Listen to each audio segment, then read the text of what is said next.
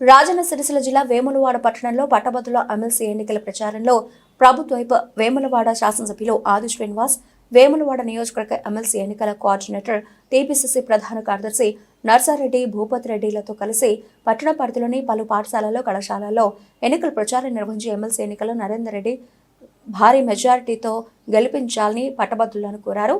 ఈ సందర్భంగా వారు మాట్లాడుతూ పట్టభద్రులు మీ అమూల్యమైన మొదటి ప్రాధాన్యతగా ఓటు వేసి ఎమ్మెల్సీ ఎన్నికల్లో నరేందర్ రెడ్డిని భారీ మెజారిటీతో గెలిపించాలని కోరారు.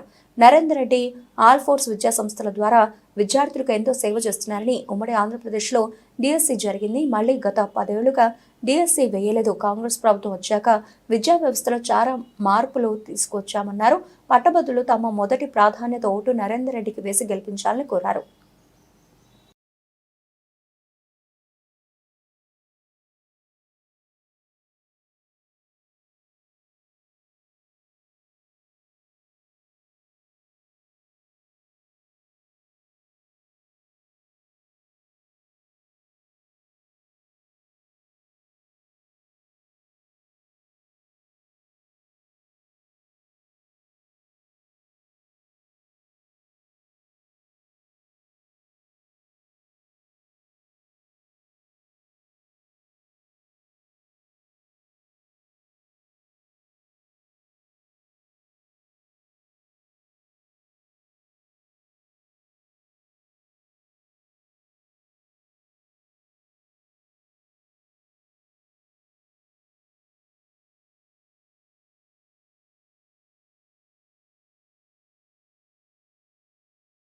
నూట 19 అసెంబ్లీ స్థానాలు రాష్ట్రంలో ఉంటే 42 స్థానాలు జరుగుతుందని, అంటే 3 భాగాలుగా రాష్ట్రం చేసినప్పుడు ఒక 3లో 1/3 జరుగుతున్నటువంటి అతిపెద్ద ఎన్నికగా కూడా ఈ ఎన్నిక మనం చూడొచ్చు. ఈ క్రమంలో మీ అందరినీ ఒకటే విజ్ఞప్తి చేస్తాం. ఇప్పుడున్నటువంటి రాష్ట్రాన్ని పరిపాలిస్తున్న గౌరవ ముఖ్యమంత్రి రేవంత్ రెడ్డి గారికి ఆశీర్వాదం ఇచ్చే విధంగా మీకు మేము అండగా ఉన్నాం, ముందుకు వెళ్ళని చెప్పడానికి మీ మొదటి ప్రాధాన్యత ఓటును నరేందర్ రెడ్డి గారిని వేసి గెలిపించుకోవడానికి మీ మధ్యలోకి వచ్చింది.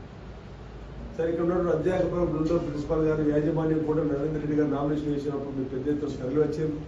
ఆ రోజే నాకు ఒక విశ్వాసం కలిగింది, వేములవాడలో పట్టభద్రులు మన వైపు ఉన్నారు, ఈరోజు ప్రైవేట్ పాఠశాలలో పనిచేసే ఉపాధ్యాయులు మనకు రావడానికి అవకాశం ఉంది.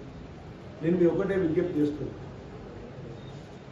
రాష్ట్రం ఆర్థిక పరిస్థితి ఇబ్బందులు ఉన్నప్పటికీ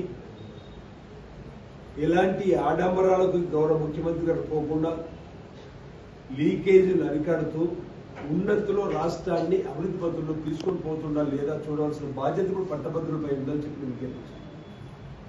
2014లో తెలంగాణ వచ్చిన రోజు ధనిక రాష్ట్రము, తెలంగాణ వచ్చిన రోజు 16,000 కోట్ల నిల్వ, 70,000 కోట్ల అప్పుతో ఏటా 6,000 వడ్డీ కట్టుకోమని చెప్పి ఆ రోజు సోనియా గాంధీ గారు తెలంగాణ విడివిస్తే ఆంధ్రప్రదేశ్లో మనం చిరకాల కోరిక 10 సంవత్సరాలు బీఆర్ఎస్ పరిపాలన చూసిన తర్వాత కట్ చేస్తే మీ ఆశీర్వాదం పెట్టిన ఎమ్మెల్యేగా రాష్ట్రంలో ఇంద్రమ్మ రాజ్యం రావాలని ప్రజలంతా అవకాశం ఇస్తే గౌరవ ముఖ్యమంత్రి రేవంత్ రెడ్డి ప్రతిపక్ష స్వీకరించడం చూస్తే ఖజానా ఖాళీ, బీరువాల చేతులు 2 లక్షల కోట్ల అప్పుంటే 6,000 కట్టిన మిత్తి మన ప్రభుత్వం వచ్చిన తర్వాత, ఇంద్రమ్మ ప్రభుత్వం మీరు ఇచ్చిన తర్వాత నెలకు 6,000 కట్టే పరిస్థితి.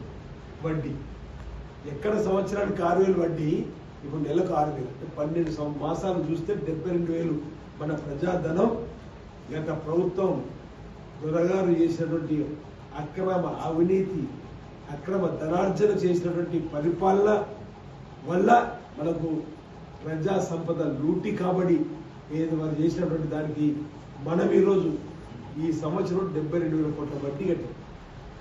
ఒకవేళ అలాంటి పరిపాలన వాళ్ళు చేసి ఉండకపోతే ఇంకా అద్భుతమైన పరిపాలన మనం ప్రజలు తీసుకునేవాళ్ళం. అయినా ఉన్నంతలో ప్రజలకు ఇచ్చిన హామీ నెరవేర్చాలని చెప్పాను. ఆడపిల్లలకు ఆర్టీసీ బస్సు ఉచిత ప్రయాణం, స్టూడెంట్స్ ఉంటారు మీరందరూ కూడా. గతంలో బస్ పాస్, ఈరోజు మీరు ఉచితంగా బస్సులో ప్రయాణం చేస్తున్నారు లేదా? చేస్తున్నారు కదా. రేవంత్ రెడ్డి గారి వల్ల వచ్చింది కదా అవకాశం, కాంగ్రెస్ ప్రభుత్వం వల్ల వచ్చింది కదా.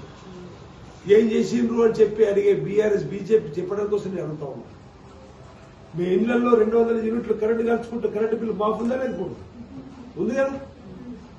అంతకుముందు ఉండేనా? రైతులకు ఆ రోజు ఉచిత కరెంట్ ఇచ్చింది కాంగ్రెస్, ధాన్యం కొనుగోలు కేంద్రాలు ప్రారంభం చేసింది కాంగ్రెస్. మీరు ఏ పథకంలో తీసుకోండి, దేశ స్థాయిలో రాష్ట్ర స్థాయిలో పేద ప్రజలకు ఉండే ఏ పథకమైనా అది కాంగ్రెస్ ప్రభుత్వం పేదల ప్రభుత్వం ఉన్నప్పుడు వచ్చిన పథకాలు. బీజేపీ కానీ బీఆర్ఎస్ కానీ వాళ్ళ స్వప్రజలు ఆ కోసం ఆలోచించింది తప్ప ఆనాడు బీజేపీ చేసే కార్యక్రమం చూడరు.